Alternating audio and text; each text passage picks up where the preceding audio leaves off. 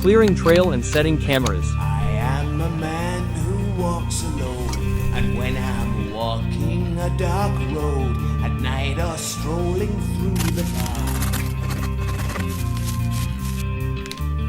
when the light begins to change, I sometimes feel a little strange, a little anxious when it's dark.